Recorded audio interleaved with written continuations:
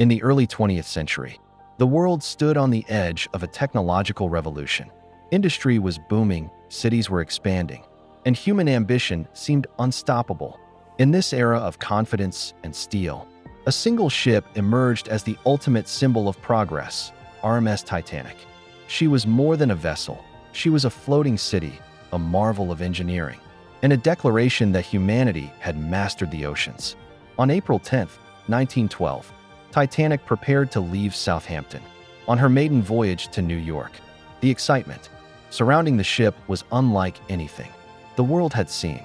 Newspapers called her unsinkable, a masterpiece of craftsmanship, the safest ship ever built.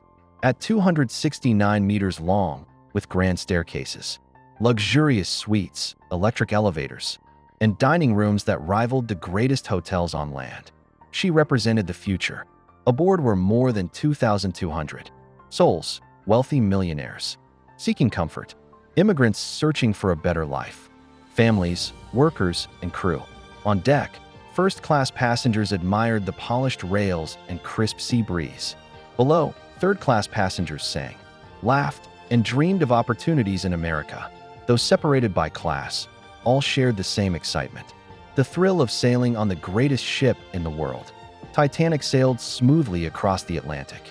The sea was calm, the nights were clear, and the atmosphere aboard was filled with confidence. But beneath the elegance and celebration, warnings began to arrive. Other ships sent messages reporting drifting icebergs ahead. Some were delivered to the bridge. Others never reached it.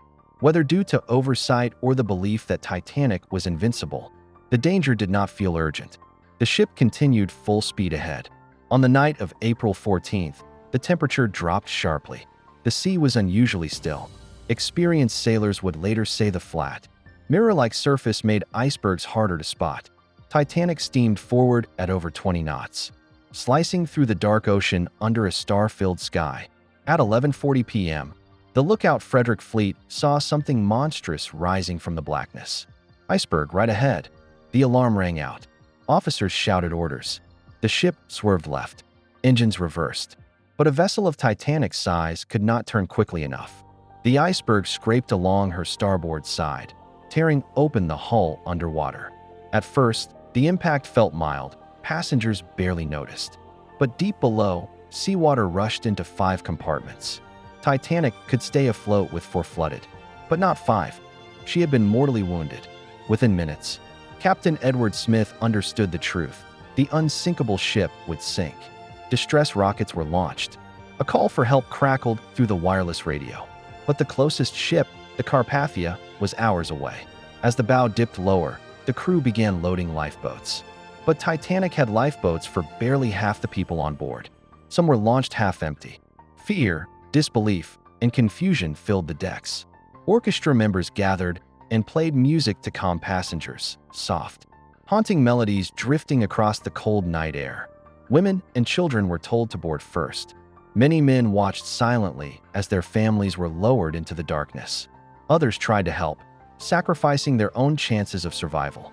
In the freezing third-class corridors, chaos grew. Families struggled to find stairways. Many were trapped behind gates or lost in the maze-like lower decks. For them, the journey to the upper decks was a desperate battle against rising water and time. By 2 a.m., the ship's stern lifted high above the ocean. People clung to rails, ropes, anything they could grasp. The lights flickered, then went out. Moments later, with a thunderous roar, Titanic broke into 2 pieces. The bow sank instantly. The stern floated briefly, then stood upright before plunging into the sea. In the icy waters of the Atlantic, over 1,500 lives were lost. Hypothermia claimed victims within minutes.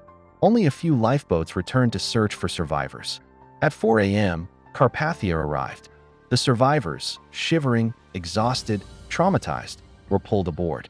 They stared into the darkness where Titanic had vanished, unable to comprehend the magnitude of what had happened. The sinking of the Titanic became one of the greatest tragedies in maritime history. It exposed the consequences of overconfidence, class inequality, and human error.